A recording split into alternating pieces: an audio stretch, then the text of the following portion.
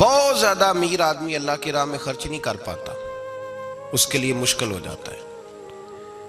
اس کے لیے بہت امیر آدمی جو ہوتا ہے نا، وہ جتنا زیادہ امیر ہوتا ہے نا، اتنی دیوار اس کے گرد کھڑی ہو جاتی ہے پیسوں کی، مشکل ہو جاتا ہے اس کے لیے۔ ہم نے کسی شے کے لیے کبھی قربانی نہیں دی، نہ دین کے لیے، نہ قرآن کے لیے، نہ مسجد کے لیے، نہ شیخ کے لیے، نہ طریقت کے لیے۔ قربانی تو ہے ہی نہیں۔ تو جو شے مفت ملتی ہے اس کا نہ مزہ آتا ہے نہ قدر ہوتی ہے۔ جو چیز قربانی کر کے لیتے ہو نا، قربانی کر کے، اس کی قدر ہوتی ہے۔ کسی لیے کہا تھا کسی درویش نے، اس نے کہا تھا قدر نبی دا ایک کی جانن دنیا دار کمینے، قدر نبی دا جانن واگے سو گئے وچ مدینے۔ ان سے پوچھو نا، ان سے پوچھو ان حضرات کو کتنی قدر تھی۔ قربانی اپنی زندگی میں دینا سیکھیں۔ ایک ہوتی ہے بندے کی ذاتی خواہش، اس کو کچلنا بڑا مشکل ہوتا ہے۔ قربانی بڑی ضروری چیز کا نام ہے، اور جو قربانی دینا سیکھ جاتا ہے وہ بچ جاتا ہے۔ کتیا 6 بچے جنم دیتی ہے لیکن قربانی نہیں نہ دیتی بچوں کی، تو ریوڑ نہیں بنتے، اجڑ نہیں بنتے۔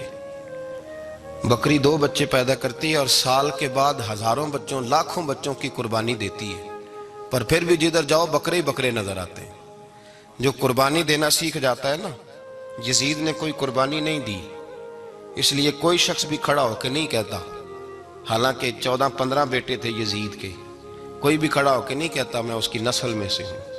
امام حسین نے ساری قربانی دے دی۔ ایک زین العابدین بچے تھے، پوری دنیا میں اللہ نے سید عطا فرمائے ہوئے ہیں۔ جو قربانی دینا سیکھ جاتا ہے وہ بچ جاتا ہے۔ ہم نا قربانی کیا، ہمارے پاس تو اضافی شے ہے وہی دینے کو تیار نہیں۔ جب آپ تیار ہی نہیں تو سودا ہی نہیں کر، آپ نکلے ہی نہیں میدان میں، تو حاصل کیسے ہو؟ حصول تو تب ہوگا نا جب آپ کوئی انویسٹمنٹ کریں گے۔ تو آپ انویسٹ ہی نہیں کر رہے تو بھائی آپ نے پودا ہی نہیں لگایا تو پھل کیسے ملے؟ قربانی نہیں دی تو وہ درجہ کیسے ملے؟ اس کے لیے تو قربانی ضروری ہے۔ اب تمام صحابہ کی زندگی پڑھ لیں، حضرت ابو بکر سے لے کر حضرت بلال تک، یہ سارے قربانی والے ہیں۔ آپ تمام اولیاء کی صفت پڑھ لیں، حضرت غوث اعظم، جیلانی، داتا علی اجویری، خواجہ معین الدین، یہ سب قربانی والے لوگ ہیں۔ قربانی دیتے رہے تو بچے ہوئے ہیں۔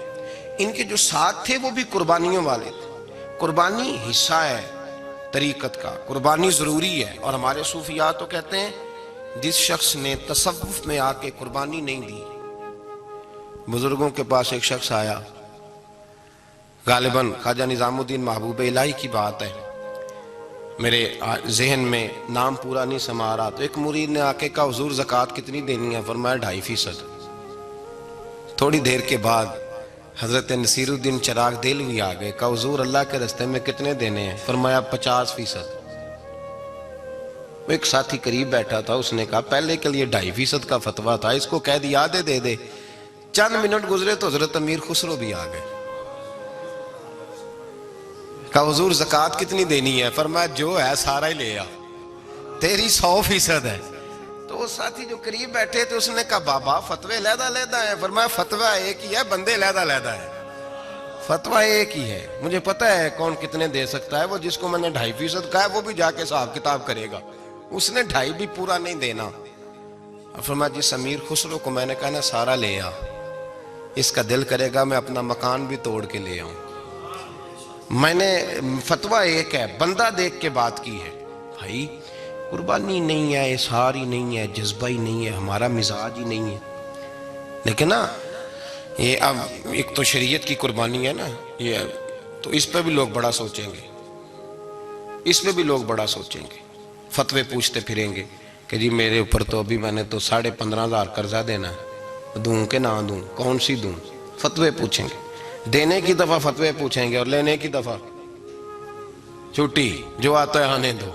کبھی لینے کی دفعہ بھی فتویٰ پوچھنا صاحب کہ یہ مجھے اتنا مال آ رہا لے لوں کہ نہ لوں؟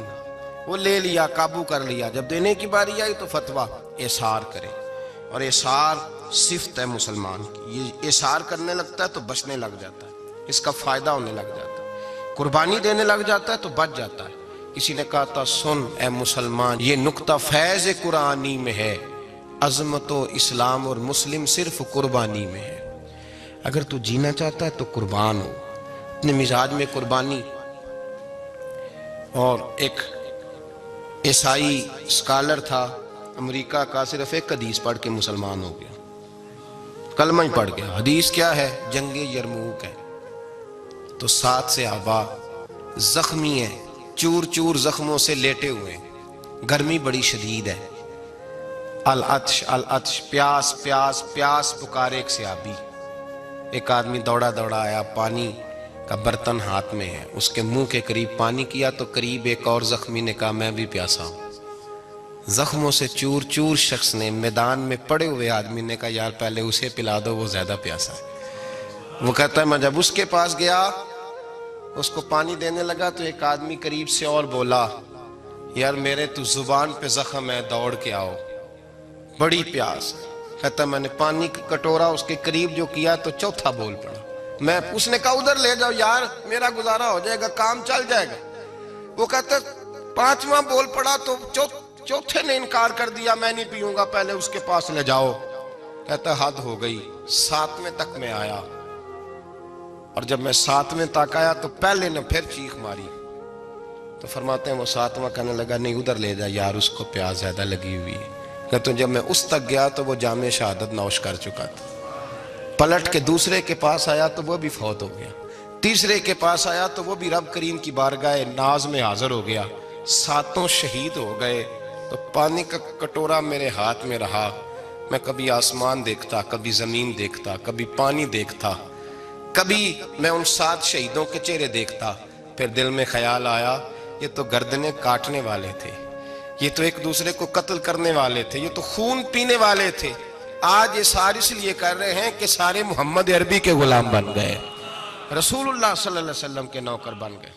وہ کہتا میں نے حدیث پڑھی تو میں مسلمان ہو گیا۔ میں نے کہا یہ جذبے دنیا دار بندہ پیدا نہیں کر سکتا، یہ جس نے جذبہ پیدا کیا ہے وہ اللہ کا سچا رسول ہے۔ میرے بھائی اظہار کا مزاج پیدا کریں، قربانی تو نہیں رہی معاشرے میں، اظہار ہی تو نہیں ہے۔ غریب آدمی کھڑے ہوئے، اگرچہ میرے محبوب کے غلاموں میں جو بڑے امیر تھے وہ بھی خرچ کرنے میں بڑے آگے تھے، حضرت عثمان غنی رضی اللہ تعالیٰ عنہ، حضرت عبد الرحمن ابن عوف، حضرت ابو بکر صدیق رضی اللہ۔ لیکن یہ غریب آدمی کا حضور میں لے جاؤں گا، میں لے کے جاؤں گا، اور یہ بخاری مسلم ہے۔ حضور نے فرمایا لے جاؤ، وہ اب صحابی گھر لے گئے اور بیوی سے مشورہ کیا، بات پہ غور کرنا، ہر چیز کی بھوک دیکھی جا سکتی ہے، بچوں کی نہیں دیکھی جا سکتی۔ وہ انصاری حضور کے مہمان کو گھر لے گئے، جا کے بیوی سے مشورہ کیا، کہا بھلی مانس گھر میں کچھ ہے؟ تو اس نے کہا تھوڑا سا بچوں کے لیے کھانا رکھا ہے، بچوں کے لیے۔ بچے تو بزدل کر دیتے ہیں، بچے تو آدمی کو بزدل کر دیتے ہیں، بچے تو مار دیتے ہیں، کلیجہ پھٹ جاتا ہے بچہ بھوکا ہو تو، نیند نہیں آتی۔ اب صحابی اپنی بیوی سے کیا کہتے ہیں؟ کہتے ہیں بچوں کو بہلا کے سلا دے، اور رسول اللہ کے لیے نہیں، رسول اللہ کے مہمان کے لیے، بھئی نبی پاک کے لیے نہیں، حضور کے تجھ سے در در سے سگ اور سگ سے ہے مجھ کو نسبت، میری گردن میں بھی ہے دور کا پٹکا تیرا، تجھ سے در در سے سگ سگ سے ہے مجھ کو نسبت۔ لمبی بات ہے کہ بچوں کو سلا دو۔ بی بی نے بچوں کو سلا دیا تو میاں بیوی کا مشورہ ہوا کہ مہمان کے ساتھ بیٹھ کے روٹی کھانا بھی سنت ہے۔ تو اب مہمان کے ساتھ بیٹھ کے کھانا بھی ہے تو کھانا ہے 1-2 آدمی کا۔ اب خاوند اپنی بیوی کو تیار کرتا ہے کہ میں بھی کھانے پہ بیٹھ جاؤں گا، تو بھی بیٹھ جانا، اور جب مہمان کھانے میں ہاتھ ڈال لے تو اٹھنا، کہنا او ہو دیا تو صحیح کیا ہی نہیں، ابھی بجھ جائے گا، اور جا کے دیا بجھا دینا۔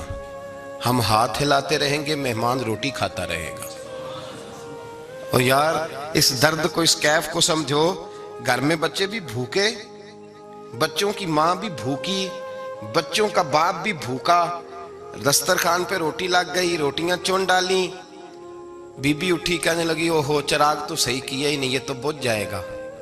حوصلے مند بی بی جس نے بچے بھوکے سلا دیے، وہ بھوکے سوئے ہوئے بچوں کی بھوکی اماں اٹھی اور اپنے خاوند کی تابع داری میں اٹھی، میں گڈی تے ہتھ ڈور سجن دے، وہ جنج رکھے اونج رہنا ہے، اٹھی اور اس نے نہ دیا ٹھیک کرنے کے بہانے بجھا دیا۔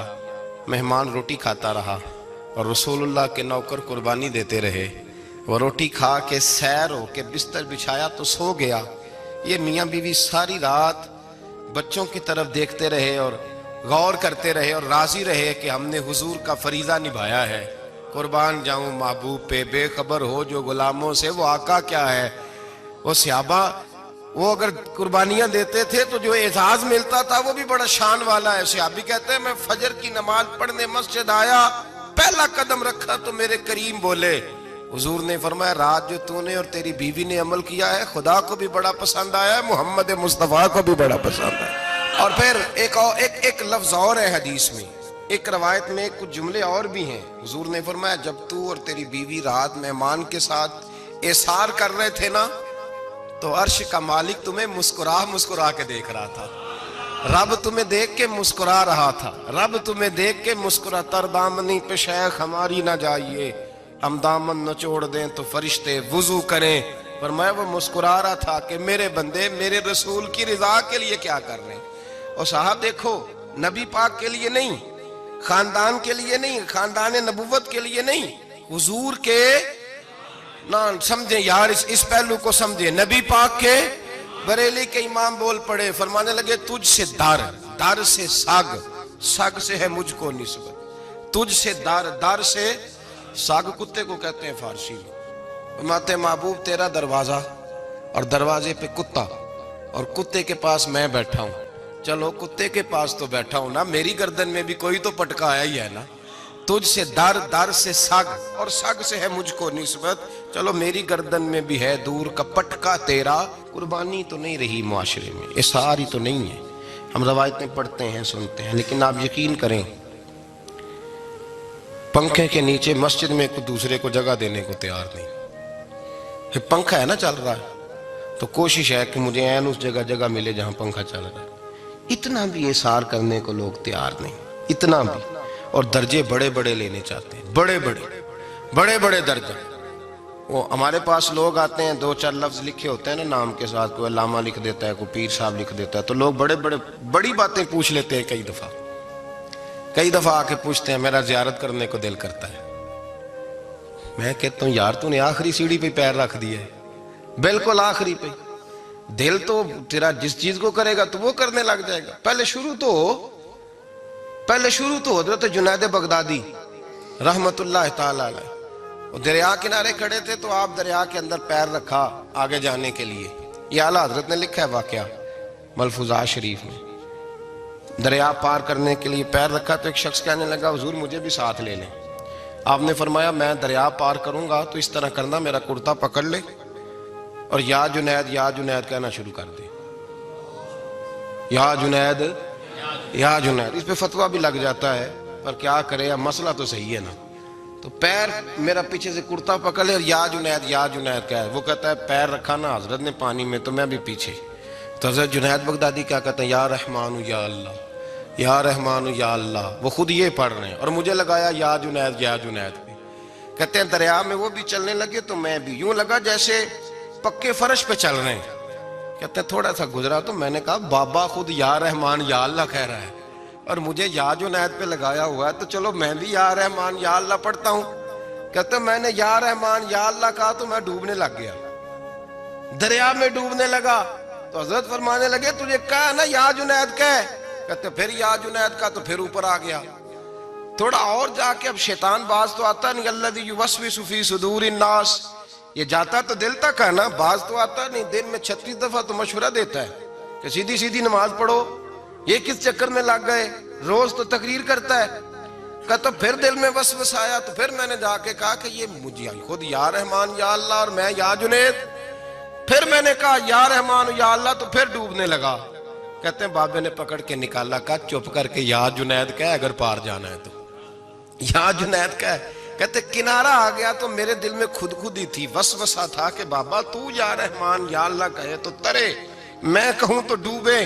میرے دل میں وسوسہ تھا. اللہ والے ادھار تو رکھتے ہی نہیں نا، جو بات دل میں آتی ہے وہ بیان پہلے کر دیتے ہیں. ادھار تو ہے ہی نہیں ان کے ہاں. وہ تو کہتے ہیں تجھے بولنے کی گنجائش ہی نہیں دیں گے، تیرے سوال دل میں ہوگا جواب ہماری زبان پہ ہوگا. یہ تو چکر ہی نہیں نا، بالکل کوئی کھاتا ہی نہیں. رب کریم کا بندہ تو بات ہی وہ کرتا ہے جو کو دل میں لے کے آتا ہے.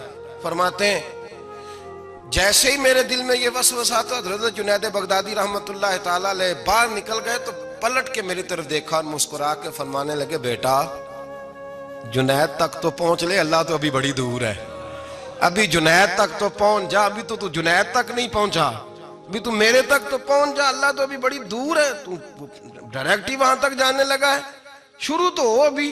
تو یہاں لوگ سیدھا ہی آ کے کہتے ہیں زیارت کرنی ہے۔ مجھے ایک صاحب کہنے لگے جی میں نے ایک پیر صاحب کے بارے میں سنا ہے ان کی بیعت ہوتے ہی بندے کو نبی پاک کا دیدار ہو جاتا ہے۔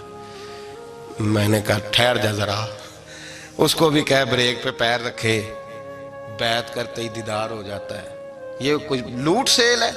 زندگی گزر جاتی ہے انسان کی، مر جاتا ہے، اور جس کو حضور کا دیدار ہو پھر بچ جائے، پھر قائم رہے، پھر اس کی زندگی نہ بدلے، پھر اس کا دنیا سے کوئی تعلق رہ جائے۔ یہ پوچھ ابو بکر صدیق سے جنہیں دیدار ہوا تھا، جب دیدار ہوا تو یار رہا ہے، باقی کوئی شے بھی نہیں رہی، پھر محبوب رہے اور کچھ بھی نہیں بچتا۔ تو وہ کس طرح کا ہے جو دیدار بھی کراتا ہے اور پھر کہتا جاؤ دکان بھی کھول لو جا کے؟ یہ کیسی بات؟ وہ ایک منزل ہے، وہ اپنی جگہ پہ آ کے آتی ہے، اور یہی بہتر ہے کہ پردوں میں وہ پردہ پوش رہے، وہ اگر پردے اٹھا دے تو کسے ہوش رہے، پھر مشکل ہو جاتا ہے معاملہ، مشکل ہو جاتا ہے۔ تو بھائی یاد رکھیں، قربانی دینا سیکھیں، اثار کرنا سیکھیں، اور صفر سے شروع کریں۔ زندگی میں ہم لینے کے چکر میں پڑ جاتے ہیں تو نقصان اٹھاتے ہیں۔ عقل کے گھوڑے کم دوڑائیں، محبت کے ساتھ عمل زیادہ کریں، دماغ کا استعمال کم کریں اور عمل زیادہ کریں، زیادہ عمل کریں، ورنہ شیطان تو نماز بھی نہیں پڑھنے دے گا، وہ تو کہے گا کہ جناب چلو ٹھیک ہے اللہ نے معاف ہی کر دینا ہے نا، وہ تو کچھ بھی نہیں کرنے دے گا۔ دماغ کا استعمال کم کریں اور عمل زیادہ کریں، جد و جہد زیادہ کریں، اظہار کریں، قربانی کریں، اپنی زندگی میں کریں، کسی کے لیے کچھ اظہار کریں، کسی کو کچھ دیں۔ یہ جو ہم اولاد کے لیے قربانی دیتے ہیں نا، تو یہ قربانی نہیں ہوتی، یہ لالچ ہوتا ہے، یہ سودا ہے، پتہ ہے آپ کو؟ یہ سودا ہے۔ ہم بچپن میں ان کی خدمت کریں گے، یہ بڑھاپے میں ہماری خدمت کریں گے، تو یہ تو تجارت ہے، یہ کوئی اصول نہیں۔ میرے بچے بڑے ہو گئے تو مجھے خیر صلی اللہ، یہ تجارت ہے بھائی، یہ تجارت ہے، یہ قربانی نہیں، تو تجارت ہے۔ یہ آپ جو کر رہے ہیں یہ تو کمیٹی ڈال رہے ہیں آپ، اور چونکہ نیت یہ ہوتی ہے خدمت کی، تو پھر نصیب والوں کو خدمت ملتی ہے، قسمت والوں کو ملتی ہے، ورنہ بچے کہتے ہیں ابا جی ٹھیک ہے آپ نے ہماری خدمت کی تو سارے کرتے ہیں، آپ نے کو نوکی تھوڑی کی ہے، چھٹی آپ وہاں بیٹھیں، چائے ملے گی وقت پہ پہنچے گی، لیکن آپ مداخلت نہ کریں کسی چیز کے اندر، تجارت نہ کریں، اظہار کریں، قربانی کریں۔ ہمارے صوفیاء یہ کہتے ہیں اولاد سے بھی توقع نہ کرو خدمت کی، نہ توقع کرو، بس یہ کہو کہ میرا رب مجھے بڑھاپے، دیکھیں نا نبی پاک صلی اللہ علیہ وسلم نے دعا مانگی، اے اللہ ارذل العمر ہونے سے بچا، عمر کے اس حصے سے بچا جس میں دوسروں پر انسان بوجھ بن جاتا ہے، دعا مانگ۔ تو یہ لالچ بھی نہ کبھی زندگی میں رکھیں کہ میری فلاں آدمی خدمت کرے گا، یہ لالچ بھی برا ہے، اس پر بھی توجہ نہ کریں۔ اپنی دنیا آپ پیدا کر اگر زندوں میں ہے، سر آدم ہے، ضمیر کن فکاں ہے زندگی، یاد رکھیں۔ ہوش آنے سے لے کر اپنا یہ ذہن بنا لیں کہ میں آج سے اپنے آپ کو خود چلاؤں گا، میں سایہ دوں گا، بھکاری بن کے کبھی کسی سے سہارا مانگوں گا نہیں، سہارا دیں، کسی کے لیے قربانی دیں، اظہار کریں، جد و جہد کریں۔ جو چیز آپ کے بس میں ہے وہ تو ہے، جو بس میں نہیں اس میں بھی کوشش کرنے کی آپ کوشش کریں، تگ و دو کریں۔ قربانی سے انسان سنور جاتا ہے، بن جاتا ہے۔ اللہ تبارک و تعالی ہمیں سنورنے اور بن جانے کی توفیق عطا فرمائے۔